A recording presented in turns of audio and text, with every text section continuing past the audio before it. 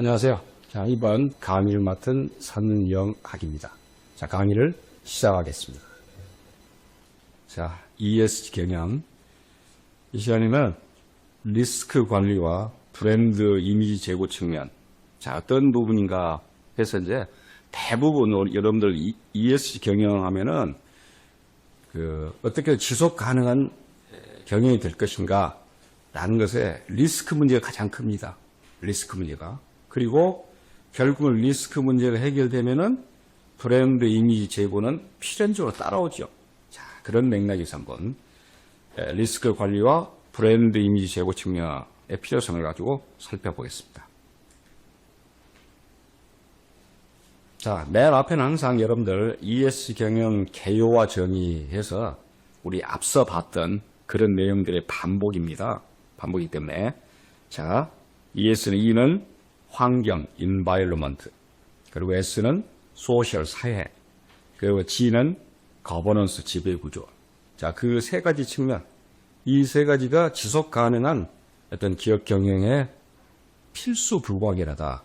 그래서 지금은 이제 선택이 아니라 필수다. 이런 얘기를 했죠. 자, 그 내용을 살펴봤습니다. 자, 그럼 구체적으로 리스크 관리 측면부터 보겠습니다. 자, ESG 경영의 필요성, 리스크 관리 측면인데, 특히 이제 오늘날 기업 환경이 점점 더 어렵죠. 그리고 특히 예측이 어렵고 파급력이 크다. 어떤 부분에서 재무적인 것보다는 비재무적인 분야, 이 비재무적인 리스크, 이게 문제죠. 그래서 전통적인 리스크 관리 일정 부분 한계가 있습니다. 그래서 현대적 ESG의 리스크 환경으로 바꿔야 되겠다. 자, 그래서 이런 내용이죠. 전통적 리스크 관리 한계를 보면은 재무적 위험 중심. 과거의 경영은 다 뭡니까? 재무입니다, 재무. 다시 말해 돈이죠, 돈. 시장 전동성, 신용 위험, 유동성 위험 등에 국한된 관리. 그렇습니다. 과거에 전통적인 리스크 관리의 측면은 바로 그런 게 한계죠. 또 단기적이죠. 짧게. 단기 재무성과에 영향을 미치는 요소에만. 역시 재무성과인데 또한 단기적인 것. 제한된 범위. 직접적인 사업 운영 범위 내의 리스크. 그 직접적인 사업 운영 범위, 간접적인 그 주변 환경과 관련된 그런 부분은 또 아니었다는 것이죠. 그게 문제였고. 사후 대응.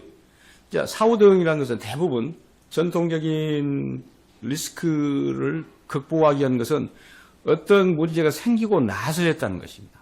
지금은 어쩝니까? 사전으로 가죠. 사전에 예방 차원에서 해야 되니까. 거기다 불충분한 정보 공개를 안 하잖아요. 거의 이건 불투명하잖아요. 자, 이런 것들이 현대적 ESG 리스크 환경으로 바뀌었다. 어떻게? 이렇게.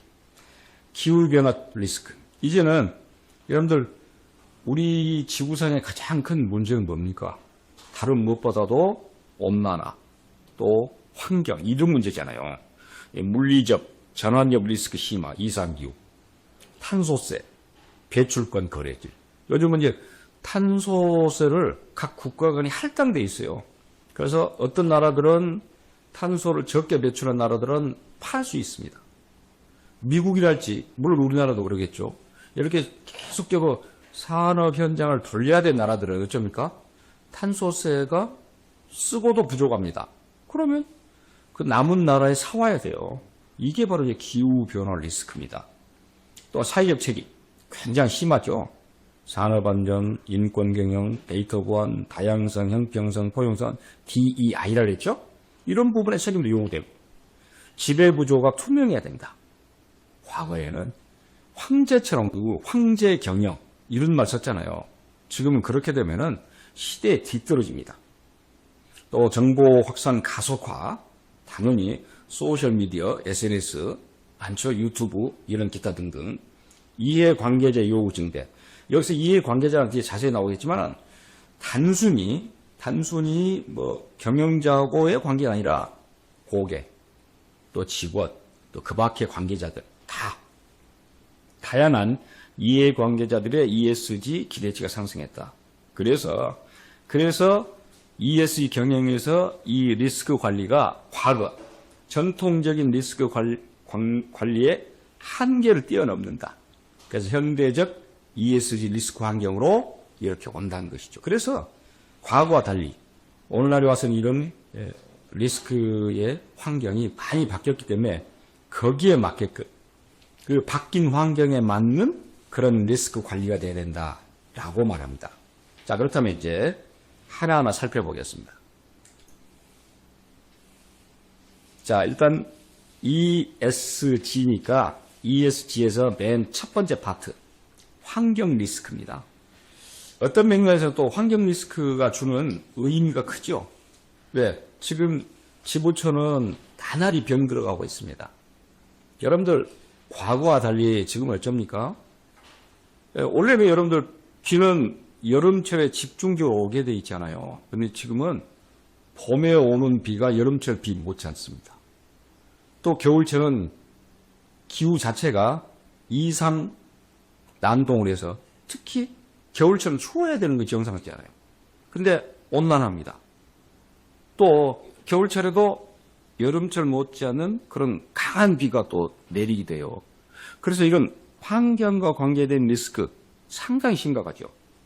자, 해서 환경 요소는 기업이 직면한 다양한 환경 관련 리스크를 체계적으로 관리하고 지속 가능한 성장을 위한 새로운 기회로 전환하는 데 핵심 역할을 한다. 그렇게 돼 있어요. 자, 그래서 기후변화 리스크 대응이라는 부분 보세요. 물리적 리스크 대응, 기후변화 시나리오 분석, 사업장 및 공급망 취약성 평가, 극한 기상 현상, 바뀐다는 것이지. 이런 기상 이력이. 그래서 전환 리스크 관리를 아래에서 온실가스 감축 목표 설정, 소위 말하는 SBTI라는 그런 기준에 의해서 재생에너지 확대, REB도 나오겠지만 저탄소 기술 개발 해서 이제 규제 대응을 하는데 KETS, 물론 이제 K가 붙으면 항상 한국적인 그런 부분이기 때문에 그런 부분이고, 거기에 특히 여러분들 EU의 CBA에 이걸 소위 말하는 뭐라고 하냐면 EU에서 유럽 연합에서 들고 나오는데 탄소 국경세라고 해요. 이 CBAM을, C는 카본, 탄소잖아요. 그 다음에 B는 보더, 국경, 그 다음에 A는 adjustment. 이것은 어떤 의미를 말하냐면 감축을 해야 한다 메커니즘인데, 그 EU가 탄소 감축 의무를 정해놨어요. 이 국경에 따라서 국가별로 여기 철저하게 맞춰야 됩니다. 요즘은 EU 기준이 전 세계 기준이 되기도 합니다. 그래서 특히 이제 이런 기후변화 리스크에 대응해야 되고, 다음 보세요. 환경오염 방지 및 법규 준수. 요즘 굉장히 이런 법규도 엄격하게 규제합니다. 오염물질을 관리한다. 대기나 수질이나 토양이나 간에 폐기물 관리. 다시 폐기물을 재활용할 수 있는 그런 시스템도 있습니다. 그 다음에 화학물질 안전, 법규 준수. 특히 여러분들 이제 폐기물 관리를 할지, 수질 오염이를 할지, 그러면 우리가 마시는 물은 상수도라고 그러죠. 그리고 화장실에서 밑으로 버린 것은 하수도라고 그러죠. 근데 이 하수도를 다시 정화해 쓰는 것을 중수도라고 그럽니다. 중수도는 어떤 식물의 세척이랄지 그런 부분을 쓰게 되는데, 물론 사람이 마시지 못해요. 이게 수질도 결국은 다시금 하수도를 중수도까지 끌어올린 것입니다. 이런 내용들. 그 다음에 자원 효율성 및 고갈 리스크, 용수조, 방금 제가 말한 물자원이다. 사용량을 절감하고 재활용하고 하수도를 중수도 필요하겠죠. 원자재 효율화, 에너지 효율, 설비 고효율화, 에너지 관리 시스템, 소위 말하는 EMS, 에너지 매니지먼트 시스템, 순환 경제. 자, 이런 것들이 환경 리스크를 관리할 때 필요한 내용들입니다. 자, ESG. 다음으로는 사회, S, 사회 리스크 관리로 가보겠습니다. 자, S, 사회 리스크 관리. 사회 요소는 기업이 다양한 이해관계자와의 관계 속에서 발생할 수 있는, 여기는 이해관계자, 익히 이제 이해관계자를 또 여러 그 구성원들을 살펴보고, 관계 속에서 발생할 수 있는 사회적 리스크를 관리하고 신뢰관계를 구축하는 데 필수 요소다 라고 해서, 자, S 요소는 여러 차례 이야기했습니다만 산업안전보건 및 인권경영, 우리가 2022년에 나온 법이 중대재해처벌법입니다. 이것이 또 굉장히 중요하게 이슈되어 있죠. CEO 중심 안전보건관리체계, 위험성 평가, 안전교육 강화, 인권교육, 인권경영, 강제노동, 아동노동, 차별금지. 과거에는 시킨 대로 해라. 또 어린아이들도 노동을 시켰죠. 지금은 안 됩니다. 특히 아동노동은 우리 이 규정에 나와 있듯이 15세 이상부터 노동 경제활동 인구라 그래요. 그러니까 그 15세 미만은 시켜서는 안 됩니다. 적정 근로시간, 주 52시간이 찌는 부분, 결사 자유, 노조를 만들 수 있게끔 하는 건 자유, 공급망 실사, 그 다음에 S리스크의 제품 안전 및 소비자 보호. 역시 소비자도 앞서 말한 어떤 사람입니까? 이해관계자입니다. 소비자도. 그러니까 제품 안전성, 설립부터 유통까지. 책임 있는 마케팅, 고객 피드백이 이제 계속적으로 또 반복해서 해줘야 되겠죠. 리콜 프로세스. 요즘은 제품이 잘못되면 반드시 리콜 당합니다. 이런 부분에서 소비자 보호, 제품 안전. 그리고 데이터 보호함 및 지역사회 상생. 특히 사회 리스크 중에서 지역사회 상생 문제도 굉장히 중요한 내용입니다. 자, 개인정보 보호. 이미 개인정보 보호는 법률로서 보호받고 있습니다. 고객, 임직원, 정보안전관리, 유출 방지. 당연하죠. 요즘은 이제 이 개인정보 보호라 해서 그 개인정보를 아예 팔아먹은 사람들도 있어요. 또 어떤 경우는 해킹 당해가지고 개인정보가 밖으로 유출된 경우가 문제죠. 사이버 보안, 해킹 방지, 보안 취약점 정보, 지역사 영향평가, 사회적 운영 면허, 이런 사회 리스크, 자, 환경 리스크 못지않은 사회 리스크, 이것도 ESG의 리스크 관리에서는 중요한 내용이다 라고 볼 수 있고, 그 다음에 세 번째입니다. 세 번째 ESG에서 G입니다. G, 거버넌스, 지배 구조인데, 이 지배 구조는 기업의 경영 투명성, 과거처럼 깐깐이 경영 안 됩니다. 기업 윤리성, 책임성, 이런 것들을 확보하기 위한 프레임워크를 제공합니다. 장기적인 기업 가치 창출의 근간. 이런 G 요소가 기업의 경영 투명성, 기업 윤리성, 기업의 책임성, 이게 잘 된다면 어떻겠습니까?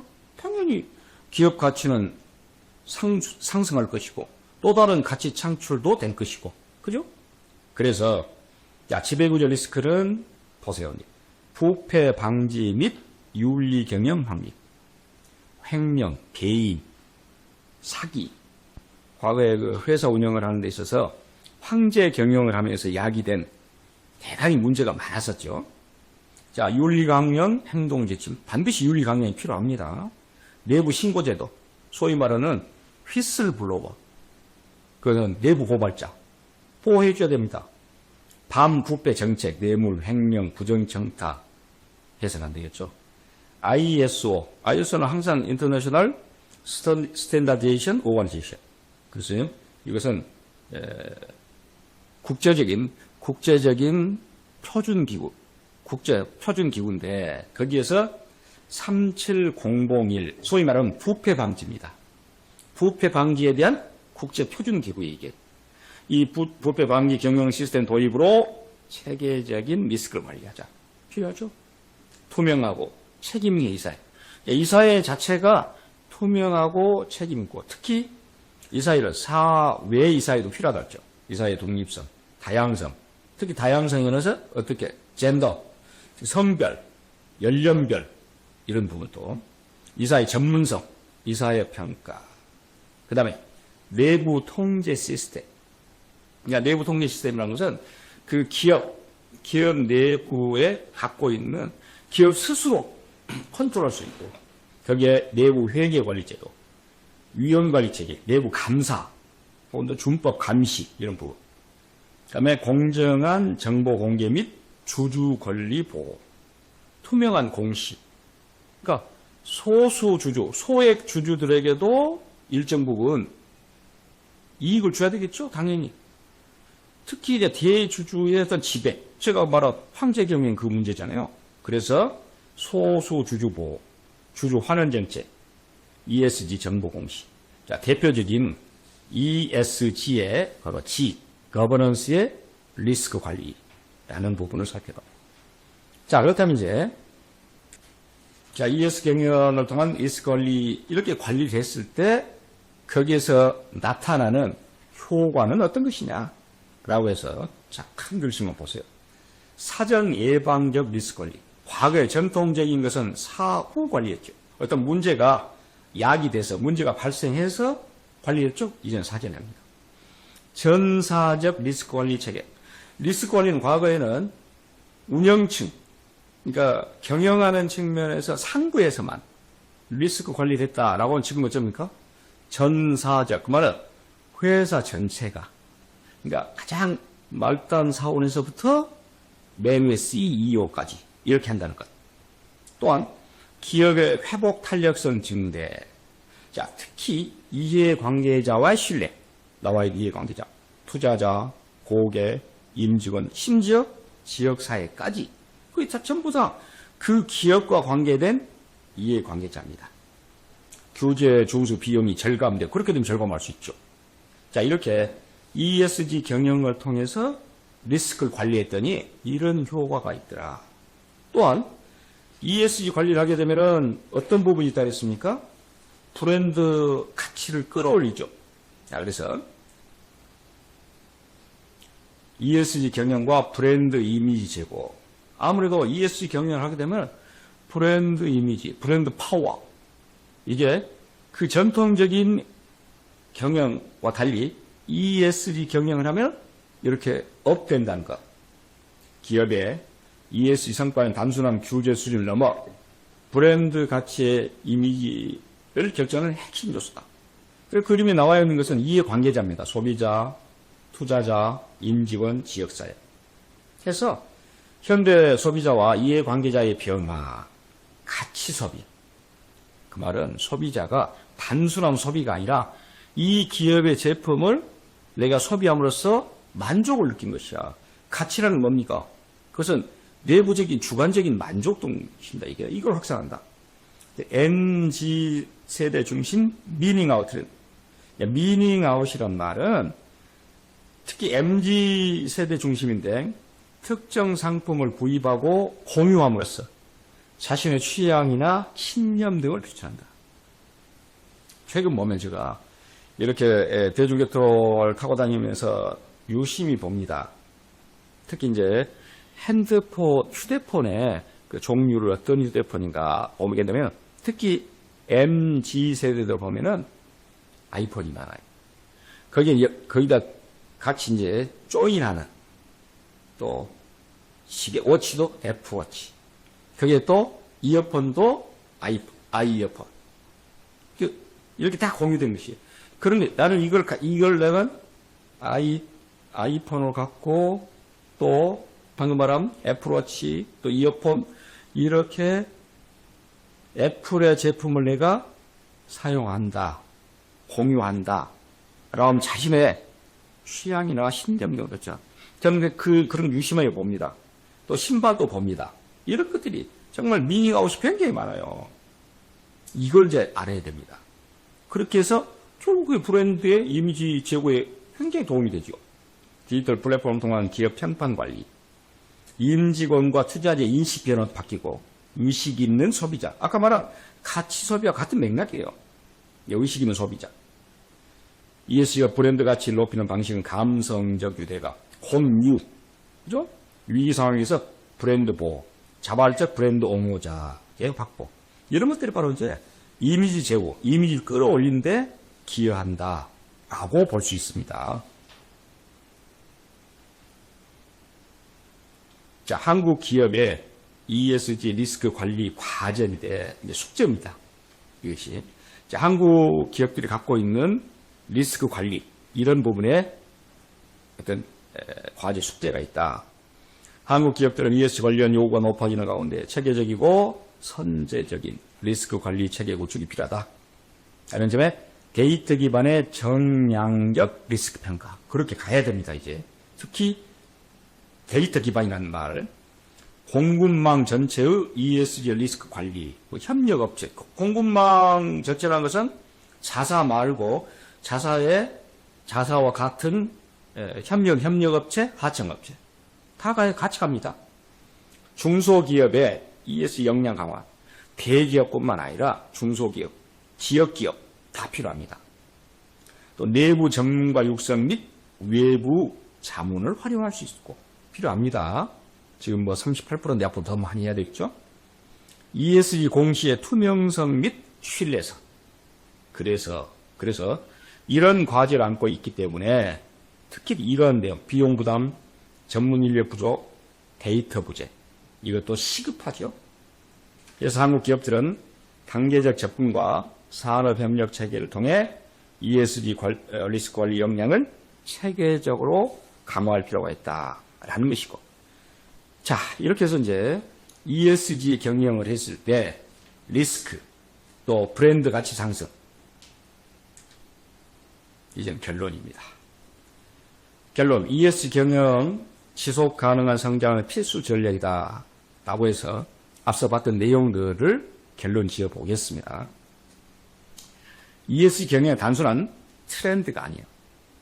단순한 트렌드가 아니라 기업의 지속 가능한 성장을 위한 핵심 전략이다 라고 해서 자 ESG 경영을 통한 가치 창출 또 ESG 리스크 관리 효과 살펴봤죠? 그래서 그걸 두 가지로 나눠서 보겠습니다. 자, ESG 경영에서 리스크 관리 측면 익히 앞에 봤던 부분인데 다시금 한번 정리를 해보자면 환경 E, 사회 S, 지배구조 G. 그래서 ESG 전반의 복합적인 리스크를 사전에 식별관리. 사전이란 말은 늘상 뭡니까? 예방 차원입니다. 전통적인 리스크 관리는 사후였어요. 어떤 위험이 야기된 이후였는데 그렇지 않다는 거지. 이렇게 ESG 경영에서는 기업의 회복 탄력성 증대 및 위기 대응 역량과 회복 탄력성. 그러니까 기업이 어떤 문제가 야기됐을 때 자칫 굉장히 침잠할 수 있잖아요. 떨어질 수 있잖아요. 그걸 끌어올려라. 다시 빨리. 교제 준수 비용 절감 및 법적 리스크를 예방, 차진할 수 있다. 이 ESG 경영에 의거한다면 그런 얘기입니다. 하루 후에 여러분들 그 ESG 경영을 통한 가치 창출을 해서 나왔죠? 재무적 성과, 지역사회 영향, 또 브랜드 가치, 인재 확보, 혁신 역량 이런 부분에서 또 앞서 ESG 리스크 관리 효과에서 보세요. 이렇게 많이 ESG 경영을 했더니 규제 위반도 많이 떨어지죠. 명예훼손, 많이 명예훼손 됐던 것도 떨어지고 운영 중단됐던 것이 많이 또 계속되고 인재 이탈 얼마 안 되죠. 투자 위험도 줄어들고 그러니까 결국은 ESG 경영을 하게 되면 이런 리스크 관리 효과가 있더라. 그렇게 해서 결국 어쩝니까? 브랜드 이미지가 끌어올려지지, 업되지요. 가치 소비 시대의 소비자 신뢰 및 로열티 확보. 가치 소비 시대. 그리고 가치 소비 시대는 가치란 말 항상 여러분들 주관적인 관점입니다. 가치 소비라는 것은 어떤 소비자들이 이 기업의 제품을 쓰고 나서 만족도를 느끼는 것이에요. 그걸 가치 소비라고 해요. 그렇게 되면 결국 신뢰를 갈 것이고 로열티도 확보하고. 그래서 단골 고객을 충성 고객으로 만들 것이고 우수 임재 유치 및 임직원 자부심 향상. 어떤 기업이 ESG 경영을 해서 브랜드가 올라가다 보니까 모든 취준생들이 나 그 기업에 갈래. 나 그 기업에 가고 싶어. 라고 하는. 제가 예를 들었지만은 세계적으로 가장 가고 싶은 기업은 구글 그런다 그러잖아요. 그런 맥락이요. 지역사회와 상생 및 사회적 운영 면허를 확보한다. 라이선스 투 오퍼레이트, 사회적 운영 면허. 올면 전 사회에 공헌하고 기여한다. 그런 맥락이 되겠죠.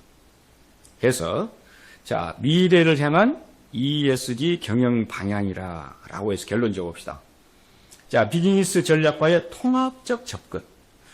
어떤 한 차원이 아니라 다 모든 걸 묶어서. 그러니까 ESG는 환경, 사회, 지배구조 다 묶어서 가는 거 아니에요. 또 공급망 전체로 ESG 확산. 공급망 자사뿐만 아니라 자사와 관련된 협력업체, 하청업체 다 ESG를 다 해야 된다. 자사뿐만 아니라.